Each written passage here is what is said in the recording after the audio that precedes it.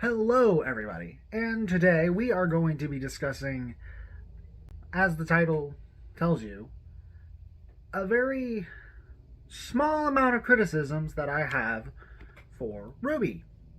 Because I really don't have a lot. I don't have that much to criticize at all. It's my favorite show. I don't have that many complaints about it, but there are some things that I am critical about that I have discussed on camera already that are going to be included in this video. But I thought it would be fun to do a whole list. And this is just the critiques that I have at the moment that I may eventually no longer agree with, or things that I didn't used to think that as I've grown, I've realized, not a big fan of that. Not a big fan of that. So, first one that I want to talk about isn't really to do with the show itself. It's actually to do with the merchandise. One of the best jokes to ever come out of RWBY Chibi is when Nora gets transported into the real world as a tiny figurine, and the figurine Jaune and figurine RWBY are telling her about the songs and the merchandise that are made based on the show, and Nora goes, "Oh, I bet they're all at affordable prices too." And it's like, no, actually. They sell a fuzzball keychain for $12 to $15. That is just a brown fuzzball on a keychain. $12 to $15. Velvet doesn't even have a tail. Her trait is the ears. She does not have a tail. There's not even a reason for that piece to exist in the first place. But it does. And it's $12 to $15. I constantly make fun of RWBY merch for that. I constantly do. And yes, I am technically wearing a Weiss jacket, but I don't think that this is official merch. The only official pieces of RWBY merch I have are the RWBY poster that you can't see because it's behind the camera, and my Blake and Yang Funko Pops. I do plan on eventually getting the Weiss and RWBY ones as well to get all four of them. But I wanted the bees first. I also have a Raven one of these. Again, I don't think that this is official merchandise, especially because the Raven hoodie that's supposed to look like her Grim mask is blue and not white. And I don't know why that is. But I also have the Ollie Avian Team Coffee shirt. That is very obviously worn from how much I wear it, because I love that shirt and I love Ollie's art. Ollie, I doubt that you're going to end up watching this, but your stuff is great. Absolutely love it. But I don't like actual RWBY merch. It really... They're making a lot better stuff post Volume 9 and stuff for Volume 9. A lot of the new stuff is really good, like the Bmblb stuff is really good. I like the new Summer Rose stuff that they've got. But I'm still not going to pay for it. If someone gifts it to me, that's one thing, but it's not going to be my money. I love this show, and I do want it to continue, so I do think people should be buying it, but I'm not going to buy it myself because it's overpriced. So much of the stuff is overpriced. Anyway, now we can get on to stuff that's actually about the show itself. So let's talk about something very, very minor. And that's to do with the animation. So RWBY animation has come a long way, obviously.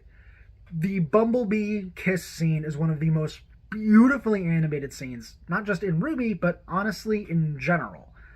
And that is a long journey from 10 years ago.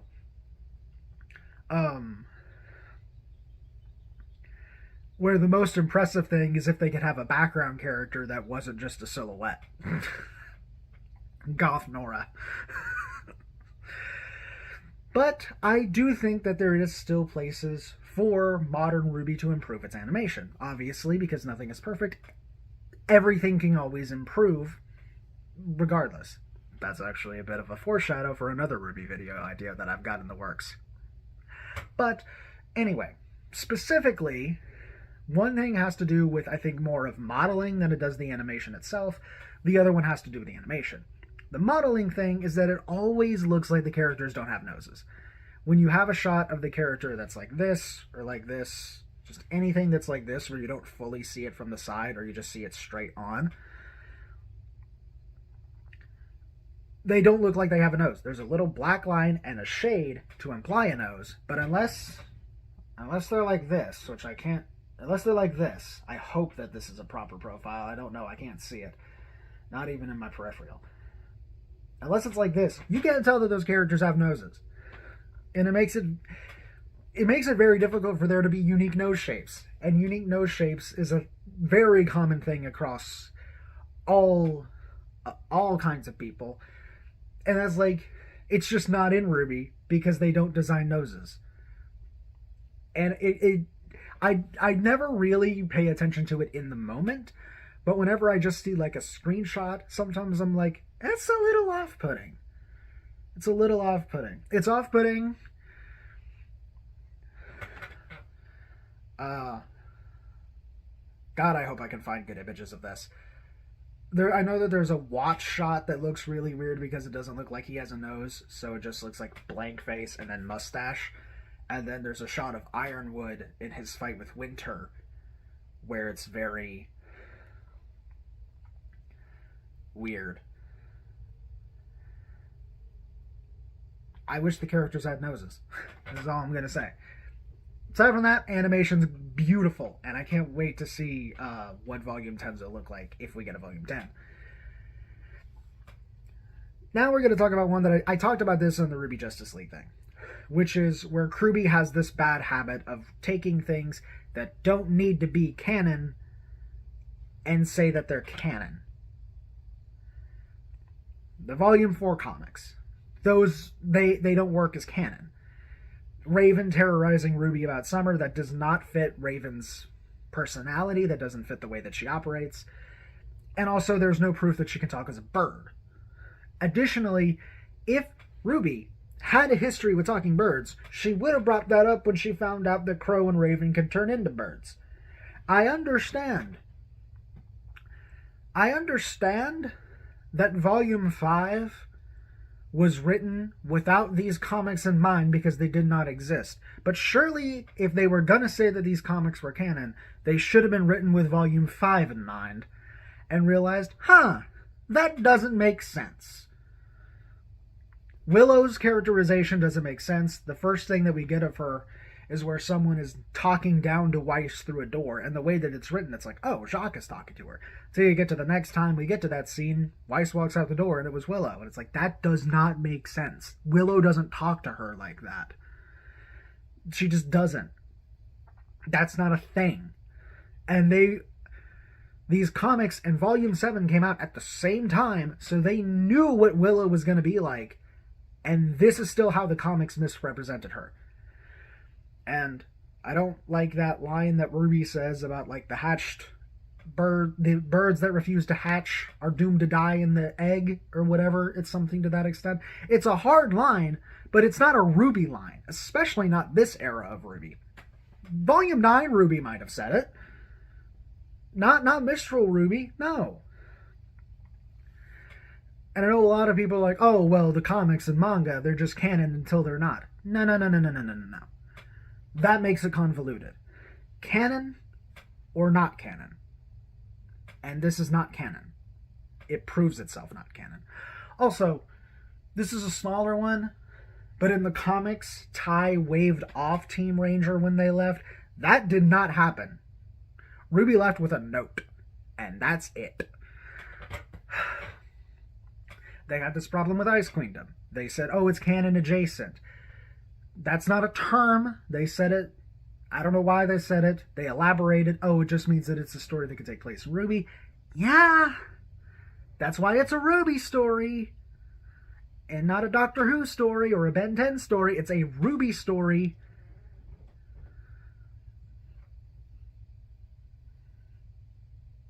You don't need this weird term that doesn't exist as a label. And the RWBY Justice League movie does this as well. The ending of the movie seems to imply that it is canon, and it's like, how about we don't have them discover the multiverse as a part of canon, and then it's just not something that's brought up? How about we don't do that? How about we make this easier on ourselves and just make it non-canon? I had to deal with this weird, what is canon, what isn't, oh, this, that, the other, canon doesn't line up with what Word of God says. I had to deal with all of this in the Ben 10 stuff. I don't want to do it again. Just definitively say what is or is not canon, and if it's going to be canon, make sure it lines up.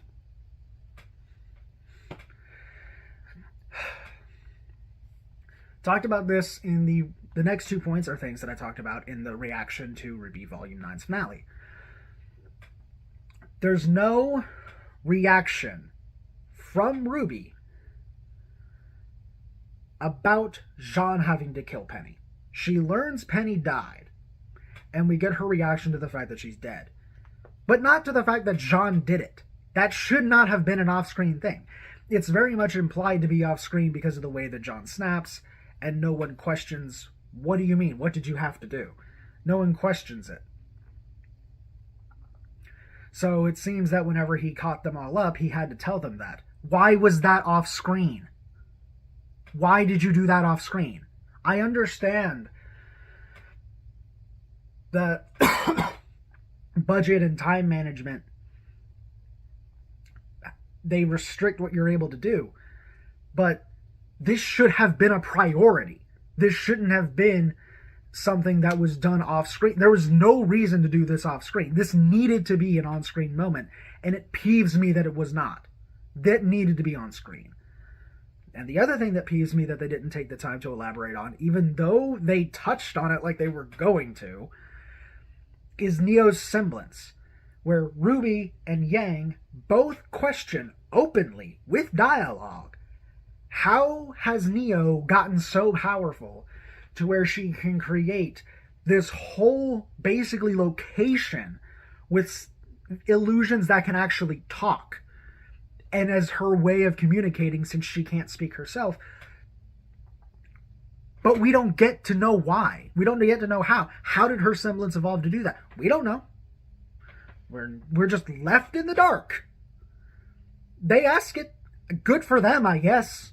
Good for us for wondering. That's just it, I guess. This one is a nitpick. I'm nitpicking this because this one is very much, there were more things to prioritize. I do kind of wish they delved a little further into the origins, just for those who haven't read Roman Holiday. But by the way, if you haven't read Roman Holiday, you really should, because it is the best of the RWBY novels. Read all the RWBY novels, but especially Roman Holiday. But I understand it's technically already covered. I do wish they would have delved a little bit further, but again, that is a nitpick. The other thing is more important. This one's an old one. This is an old one. Because this is going all the way back to Volume 1. But it needs to be said. Jaune having a story in Volume 1, but not Yang. What was the reason? What was the reason? This is the first volume. It should be used to establish the 4 title characters. But we only got stuff for 3 of them. And 2 of those stories dealt with Weiss. Yang got nothing. Yang got nothing in Volume 1. She only started getting story in Volume 2. And so it's like, any time that someone's like, oh, Yang was better in the early show, you just don't have taste if you think Yang was better when the show started. Because Yang wasn't a character when the show first started. Yang did not have a character until volume 2, and then it's still, even though she was, I admit that Yang was my favorite character for the longest time whenever I first started, but looking back at it, she is bare bones of what she ends up becoming. I mean, they technically all are, but because she doesn't even have a story in the first volume, she's even more bare bones than the other ones are. It's frustrating. It's very frustrating. And on that note of like volume 1 writing issues, I know Jaune's a surrogate audience member at the beginning of the show. I get that. I get it. But the idea that there are people that just don't know what aura and semblances are doesn't seem right. That doesn't seem right. I know that not everyone has unlocked their aura, not everyone has unlocked their semblance. I get that. But it should be something that they are taught. That should be something that they are just immediately told about. Whether it's... I feel like they should be introduced to that at some point before getting into school, so that they kind of at least know the concept, at least know the terms, and then school, helps to understand better what those things are. But it doesn't make sense that they don't know. And we know that this is something that continues because Oscar later does not know what a semblance is. It's like, my guy, there is a tournament every 2 years. For the last 80 years, there have been 40 tournaments in which knockout is determined by either getting knocked out of the arena or getting your aura broken. And people don't know what aura is? And semblances not only are used in this tournament, they are described and they are named. How are the people who don't know what semblances are? You imagine there's a family that doesn't know what semblances are and they birth a child. Let's say like Rhodes's family. Let's say Rhodes's family had no idea about semblances, and when Rhodes is born, all of a sudden he gets metal skin and they're like, whoa, what is happening? Ah! You see, that's so dumb. It doesn't make sense. This is like one of the only world building things about RWBY that doesn't make sense, is that people can just not know what they are. Because it doesn't work for them to not know what they are. It doesn't make any sense. It's laughable, obviously. God. Okay. I've really only got... I've got 2 points left, but one of them has a lot. So I'm going to do the one that's just the one itself, even though I'm more passionate about that one and can more easily talk about it than the other one. The Watts death. There was nothing good about the Watts death. The Watts death was a loose end that they did not know how to tie up. Even though they could have, I don't know, have the Aesop's find him, I guess. Well, that one doesn't really work as well, because they were trying to escape. I guess that one doesn't work as well. Never mind. Or he could have found a way to escape on an airship and leave Atlas after setting off the bomb. He could have walked, this is the one I prefer, walked into the central location right at the last minute. Cinder uses the staff. It doesn't matter what she uses the staff for. She could just use it to burn Atlas even more without having to kill Watts, because as long as she uses it to get rid of the portals, it's whatever. And she thinks if she gets rid of the portals and they fall, they're dead. So, uses the staff to make the fire, leaves, Watts falls. I know some people are going to be like, well, she didn't need to make the fire then. Go back to what I said a minute ago. As long as she gets rid of the portals, it doesn't matter. Watts falls into the void, Winter gets to Vacuo, Jaune falls. And we could get Watts in the Ever After. Knowing how Volume 9 went, it would be a little bit difficult to tie him in, but at least they would be going into the volume knowing that they were tying him in. And it would have worked a lot better than, oh, he dead now. And for the sake of Cinder? Killing off your best villain for the sake of your worst villain? No! No! Absolutely not. Watt's death is terrible. We stick with my theory about how the Watt's death actually doesn't kill him. Card. Up there, I think. Card. Now the other one. The big one. The one everybody criticizes. The White Fang. So, the racism story itself has never been that good. Having an allegory for racism... Disclaimer. You see.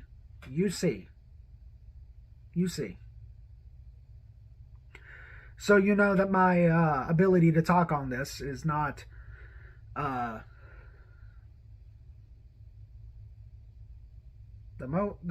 it's not the best, because obviously this is not something I have experienced. I have not experienced that. But you can have a racism allegory and it work.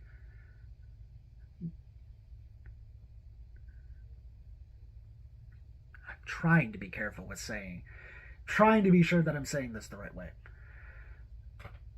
This just doesn't do it. The best parts are whenever they just knock somebody out who's racist. Like the moment in Volume 7, whenever Weiss dumps the guy in the trash can for being racist. Good. That is what you should do.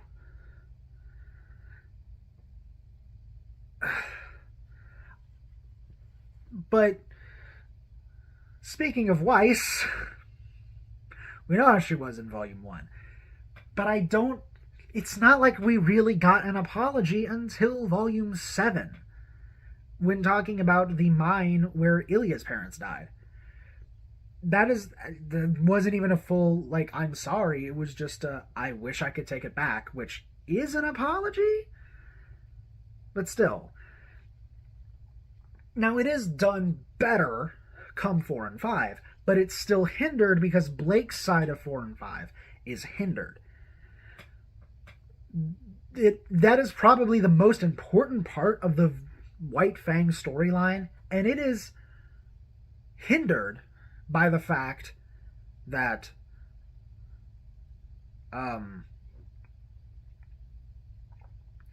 Blake's side is just not that focused on as it should be. Watts tells Raven the White Fang attack is in 2 days. We cut back to Blake's personality, her side of the story. I don't know why I said personality. We cut back to her side of the story. And Gira goes, the attack is in 2 weeks. Why? This is episodes after they said it was 2 days. Surely this should have happened earlier in the volume. So this could have caught up. And I think that Blake, I do think that it should have happened earlier, not just because they're so far behind for whatever reason, but also because I really like the idea of Blake reuniting with Ruby to parallel Yang and Weiss reuniting. I think that would have been a really cool idea. Plus, it would have given me, potential interactions between Blake and the remaining members of Team Juniper, which you all know that I absolutely love. And y'all, you know how I reacted to the bee kiss. You know how I reacted to the bee kiss. You know. If you saw my reaction to that episode, you know. I love the bees. The bees is my favorite canon ship.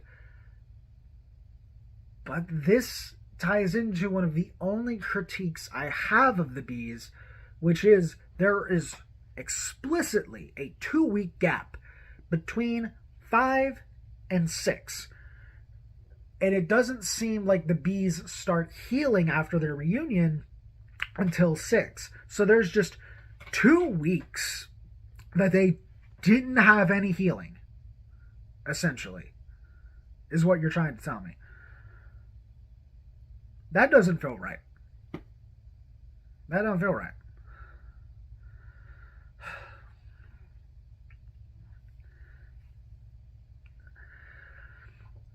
Like, I really wish that healing was a little bit more on screen. I do like what we get, but that is the one thing that I wish was done different about the bees. And I feel like adjusting Blake's side of the story in 4 and 5 really would have helped that.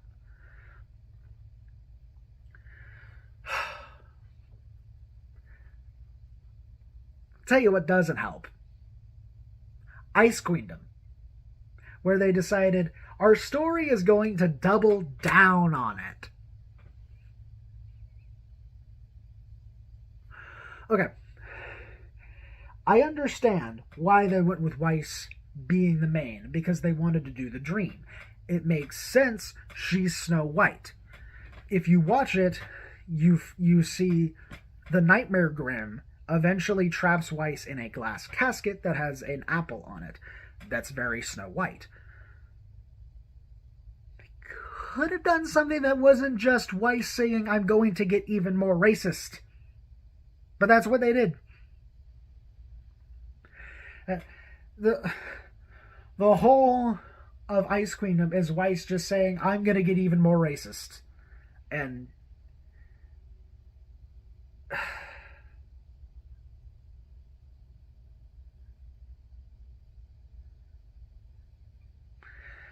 when I first watched Ice Queendom, I'm like, this is weird. This is a weird choice. But I'm enjoying myself. But thinking back on it, I'm like, why did I enjoy myself when this is what happened? There were some good vocal performances, though. Especially Aaron as Negative Blake. Even though that design... It looking like Adam is not the problem, I'll tell you that. It looking like Adam is not the problem, because that makes sense thematically. But the lack of pants does not make sense.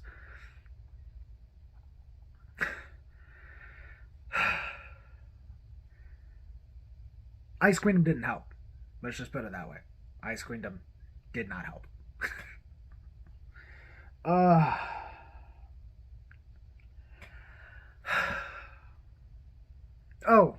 Nitpick. Another nitpick.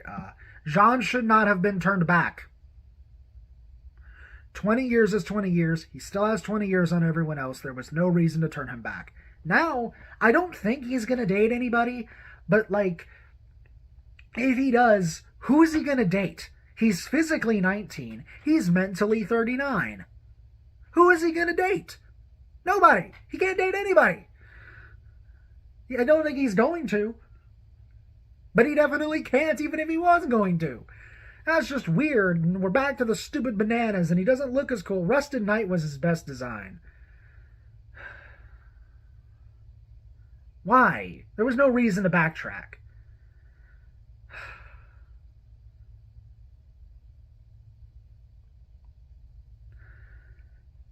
That's all.